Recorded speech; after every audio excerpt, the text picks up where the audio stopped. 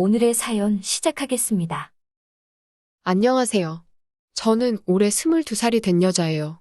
얼마 전부터 저희 엄마와 제 남자친구 사이에 차마 어디 가서 말 못할 비밀이 생긴 것 같아요. 그로 인해서 제 속은 까맣게 타들어가는 것만 같아요. 어디서 차마 할 수 없는 이야기였는데 익명의 힘을 빌려 이렇게 털어놓아요. 제발 저에게 현명한 의견을 나눠주세요. 저희 부모님은 그 흔한 다툼 없이 완만한 결혼 생활을 해오셨어요.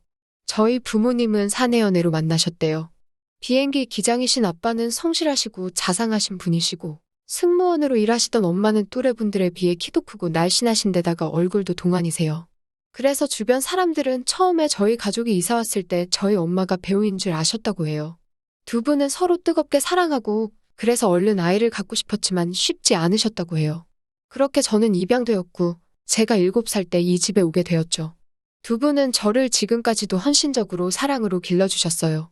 저에게 한 번도 나쁜 모습은 보이지 않으셨고, 그래서 저도 얼른 결혼을 해서 가정을 꾸리고 싶었어요. 하지만 이렇게 행복한 가족임에도 불구하고 아빠가 비행으로 집을 비우실 때면 엄마는 늘 외로워하시곤 하셨어요. 평범한 회사원이라면 저희 아빠도 정해진 시간에 출퇴근을 하셨을 테지만 비행기 기장이라는 직업 특성상 아빠는 한 번 나가시면 며칠씩 집을 비우시게 되셨고, 그럴 때면 저희 엄마는 홀로 밤을 보내시는 경우가 많았지요. 게다가 왈가닥이고 소위 선머슴 같은 제 성격과 달리 저희 엄마는 겁이 많고 소녀스러움을 간직하신 분이세요. 그렇다 보니 천둥 번개가 치는 밤에는 혼자서 주무시는 걸 정말 무서워하세요. 한 번은 아빠가 비행으로 집을 비우셨을 때였어요. 아침부터 하늘이 심상치 않더니 밤이 되자 미친 듯이 폭우가 쏟아지더라고요. 엄마는 그 소리마저 무섭다고 제 방에 베개를 들고 오시더라고요. 제 옆에서 금세 잠든 엄마를 보고 있자니 엄마는 아빠가 필요하시구나 그런 이유 모를 생각이 들더라고요. 그리고 작년부터 심심치 않게 미디어에서 들려오는 고독사 관련 뉴스를 접하실 때마다 엄마는 더 생각이 많아지신 것 같아요. 사실 제가 내년쯤에는 해외로 공부를 하러 가려고 하거든요. 그러면 엄마 혼자서 이 넓은 집에서 보내실 시간이 더 많아지실 거고요. 엄마는 뼈있는 농담처럼 다들 밖에 나가 있을 때 나 혼자 집에서 넘어져도 아무도 모르겠다 말씀하시는데 가슴이 아팠어요. 그렇다고 공부하러 안 갈 수도 없고 아빠가 벌써 은퇴를 하실 수도 없는 노릇이니까요. 그럴 때마다 저는 보안 카메라를 집 안에다가 설치를 하자고 하는데 엄마는 그럼 우리 딸이 엄마의 사생활을 다 알게 될 거 아니냐, 그건 불편해서 안 된다 하시고 웃어 넘기시더라고요. 그런 날들 중 어느 날 저는 얼마 전부터 만나기 시작한 남자친구와 함께 학교 과제를 하려고 남자친구를 집으로 데리고 갔어요. 저는 처음 남자친구가 생기면 꼭 부모님도 알 수 있게 공개 연애를 하고 싶었거든요. 남자친구는 저희 엄마에게 인사를 하곤 방으로 들어와서는 저에게 약간의 과장된 몸짓으로 너희 엄마 장난 아니라며 진짜 아름다우시다고 연신 칭찬을 늘어놓더라고요. 내 칭찬도 아니고 엄마 칭찬을 하는데 괜시리 내가 칭찬받은 것처럼 어깨가 으쓱해지더라고요. 그 이후로도 남자친구는 이따금씩 저희 엄마 안부를 물으며 저한테 말로만 들었을 때는 몰랐는데 그때 정말 아름다우셨다는 찬사에 가까운 이야기를 쏟아놓고는 하더라고요. 어떤 때는 좀 지나치다 싶을 정도로 말이지요. 그때만 해도 차마 짐작조차 할 수 없었어요. 저희 엄마와 제 남자친구가 그렇게 될 줄은요. 2학기가 시작되고 계획대로라면 저는 남자친구와 함께 시험 공부를 하려고 했는데 그날따라 버스가 너무 막히더라고요. 그로 인해서 근처에서 과외가 있었던 남자친구가 저희 집에 먼저 도착했어요. 남자친구 말로는 집에 도착해 초인종을 몇 번이고 눌렀는데 아무도 안 나오고 저도 전화를 안 받아서 너무 걱정이 됐다고 하더라고요. 제 전화기가 마침 배터리가 다 돼서 꺼져 있었거든요. 남자친구는 일단 집으로 돌아가려다가 혹시나 싶은 마음에 저희 집 현관문 손잡이를 돌려봤는데 문이 잠겨 있지 않더래요. 걱정스러운 마음에 집 안으로 들어가니 인기척은 들리지 않고 저희 엄마가 집 안에 쓰러져 계시더랍니다. 남자친구는 그대로 엄마를 들쳐업고 인근 병원으로 죽기 살기로 달렸다고 해요. 고마운 얘기고 감사한 일인 거 저도 알아요. 그런데 제가 병원에 도착했을 때 저희 엄마는 막 샤워를 마치고 그 일이 있던 건지 샤워 가운만 입은 차림이셨어요. 고마운 마음도 잠시 남자친구 등에 저희 엄마가 이런 차림새로 엎여 있었다 생각하니 기분이 별로 좋지 않더라고요. 묘하게 질투 같은 기분이 들었던 것도 같습니다. 저희 엄마를 구해준 것은 너무 기쁘고 고마웠는데 그런데 마음 한켠에서는 이유 모를 답답함이 들었어요. 저희 엄마는 빈혈로 쓰러지셨던 거였고 다행히 남자친구가 제 시간에 엄마를 병원으로 모셨기 때문에 적절한 치료를 받을 수 있었다고 의사 선생님이 말씀하시더라고요. 엄마는 깨어나신 후 무슨 일이 있었는지 들으시고는 남자친구에게 정말 고맙다 하시더라고요. 남자친구 역시 저희 엄마에게 천만 다행이라고 하면서도 엄마를 향해 왠지 모를 미소를 띠는 것 같았어요. 그리고 이틀 뒤 아빠께서 귀국하셨어요. 아빠는 연신 다행이라고 말씀하시면서 그 친구한테 큰 신세를 졌다고, 나중에 무슨 일이든 그 친구가 우리의 도움을 필요로 하면 꼭 알려달라 하시더라고요. 그렇게 몇 개월의 시간이 흘렀어요. 그 시간 동안 남자친구와 저는 점점 더 서로를 알아갔어요. 남자친구는 의리가 있고 도움이 필요한 사람들을 그냥 지나치지 못하는 의로운 성격의 소유자더라고요. 비록 첫 남자친구였지만 저는 결혼까지 하고 싶은 마음이 간절할 정도로 사랑에 빠져 있었어요. 그러던 중 어느 날 남자친구가 저에게 도와달라고 문자를 했더라고요. 남자친구가 저에게 그런 말을 하는 건 그때가 처음이었어요. 항상 의지하는 쪽은 저였기 때문에 이런 남자친구의 문자를 받자마자 걱정이 되더라고요. 남자친구를 만나자마자 대체 무슨 일이냐고 물으니 남자친구는 저에게 정말 숨기고 싶었던 일인데 이제 더는 숨길 수가 없다면서 자기는 저랑 수준이 안 맞는다는 거예요. 그게 무슨 말이냐고 제가 따지자 자기는 하루하루 먹고 사는 것도 힘들다면서요. 사귀면서 진작에 눈치챘죠. 제가 왜 몰랐겠어요. 하지만 사랑하는 사이에 저는 그런 건 아무런 문제가 아니라고 생각했기 때문에 굳이 묻지도 티내지도 않았거든요. 그런데 남자친구는 그게 자존심 상하고 힘든 일이었나 봐요.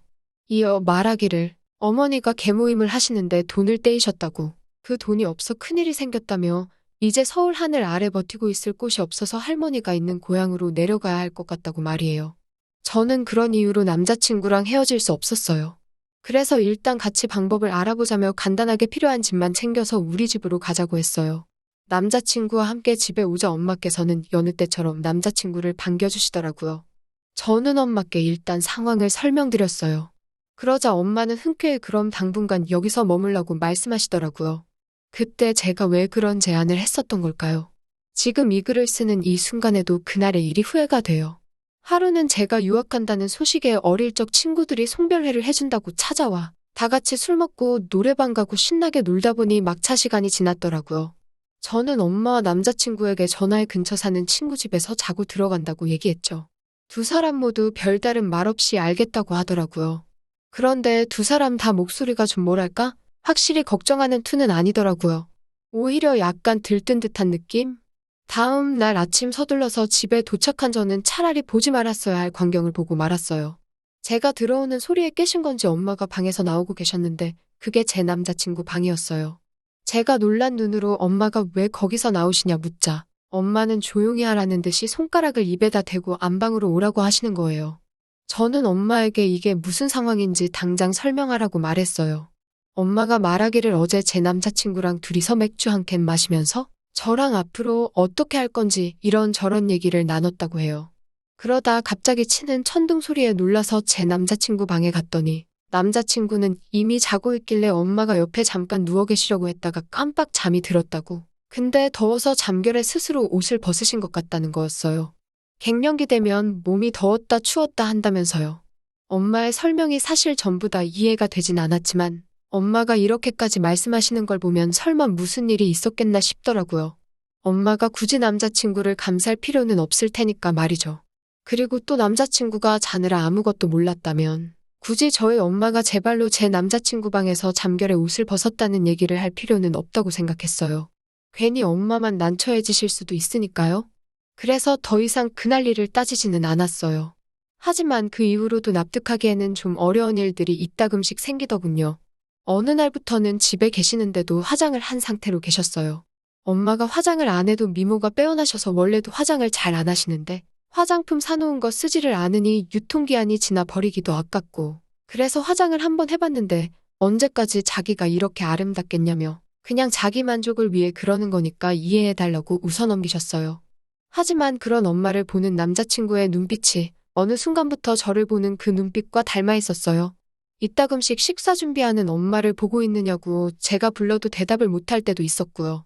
그렇다 보니 남자친구가 도대체 무슨 생각을 하는 건지 알 수가 없더라고요. 남자친구 집의 돈 문제는 쉽사리 해결될 것 같지 않았고 덕분에 저는 남자친구와 한 집에 있다는 것이 행복했지만 한편으로는 왠지 모를 불안함이 커져갔어요. 그 와중에 예정되어 있던 제 출국 날짜가 다가왔습니다. 하루는 남자친구와 술 한잔하면서 이제 어떻게 해야 할까 서로 상의를 하다가 남자친구가 화장실에 간다고 자리를 비웠어요. 그때 남자친구가 두고 간 핸드폰이 눈에 띄었어요. 사실 남자친구가 어느 순간부터 핸드폰을 못 보게 하더라고요. 그렇지만 우린 한 집에 사는 사이니까 그런 변화에 크게 신경 쓰지 않았었어요. 그런데 문득 남자친구가 누구랑 연락을 하고 지낼까라는 궁금한 마음에 핸드폰을 열어봤어요. 그곳에는 낯익은 번호와 충격적인 내용이 있었어요.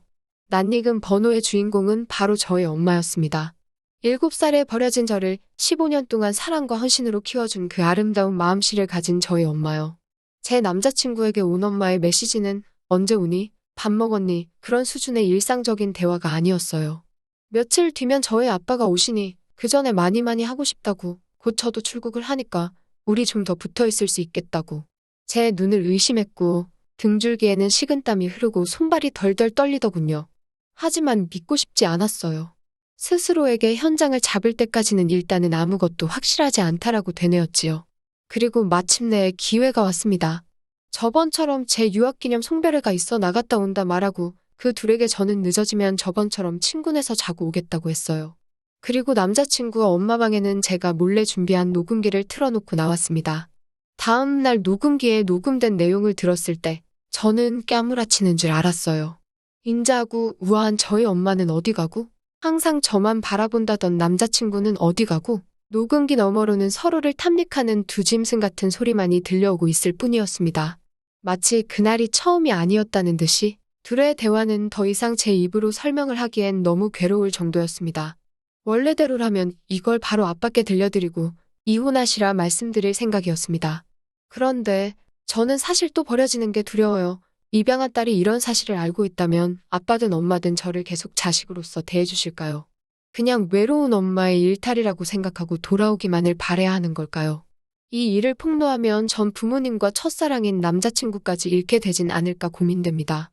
정말 모든 일이 남자친구를 이 집안에 들인 저의 잘못 같아서 죄책감이 느껴지고 죽고 싶을 만큼 고통스럽습니다. 이제 곧 있으면 출국하게 생겼는데 남자친구가 갈 곳이 없다 하니 당분간 더 머물어도 문제없지 않겠냐고 물어보는 엄마의 말이 저를 더 고통스럽게 만드네요. 또 찾아주셔서 감사합니다. 매일 새롭고 흥미로운 사연으로 찾아뵙겠습니다. 구독과 좋아요 잊지 마시고 다음 사연으로 다시 찾아뵙겠습니다. 감사합니다.